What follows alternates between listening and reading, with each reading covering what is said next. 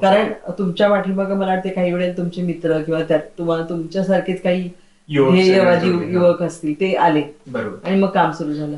मग त्याच्या पुढे मी माझं जसं की ग्रॅज्युएशन झालं तसं मी उस्मानाबाद जिल्ह्यामध्ये गेलो.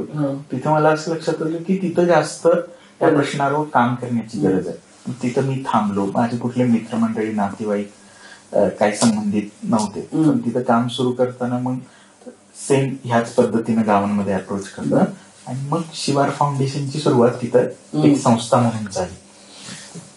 आणि मग मी प्रत्येक गावामध्ये ज्यावेळी भेटायचो त्यावेळी शेतकरी माझे स्वतःचे नंबर मागायचे वैयक्तिक, तर ते दिले पण जायचे. पण एकाच वेळी 10 लोकांचे शेतकऱ्यांचे फोन यायचे मला.